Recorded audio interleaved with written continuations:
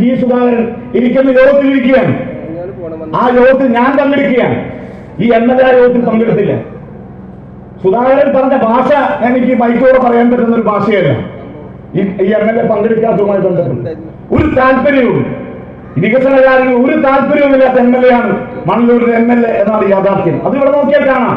എത്ര കാലമായി ഒരു പാലം പണിയാൻ പോലും കഴിയാതിരിക്കുന്ന സാഹചര്യം. ഇത് ഇവിടെ മാത്രമല്ല, ഈ നമ്മുടെ സംസ്ഥാനത്തെമ്പാടുമുള്ള തരത്തിലുള്ള വിഷയങ്ങൾ നമ്മുടെ മുന്നിലുണ്ട്. ആ വിഷയങ്ങൾ കൃത്യതയോടുകൂടി സാധാരണക്കാരന്റെ വിഷയത്തിലേക്ക് പോകണം. ഞാൻ പറഞ്ഞ 2-3 കാര്യങ്ങൾ, ഒന്ന് ദേശീയ തലത്തിൽ നരേന്ദ്രമോദി ഗവൺമെന്റിനെ മാറ്റേണ്ടതായ വിഷയത്തിൽ ആ തീരുമാനവും ഈ പ്രദേശത്തിന് വികാരം ഈ തെരഞ്ഞെടുപ്പിൽ ഉണ്ടാകണം. ഇനി ഒരു പിണറായി സർക്കാർ ഉണ്ടാകണമോ എന്ന് തീരുമാനിക്കാനുള്ള തെരഞ്ഞെടുപ്പ് കൂടിയാണ് വരാൻ പോകുന്ന പഞ്ചായത്ത് തെരഞ്ഞെടുപ്പ്.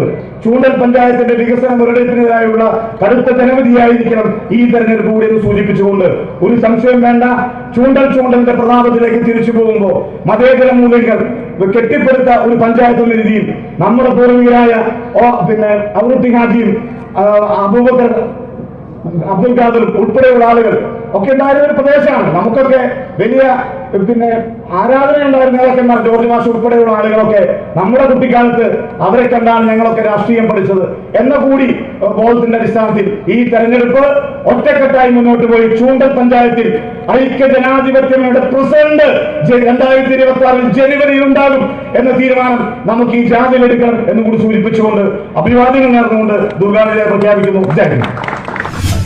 Wherever you are, your family's security is always with you. करो पूरे अपने इरादे, अपनों से किए सभी वादे. SBI लाइफ, अपने लिए, अपनों के लिए.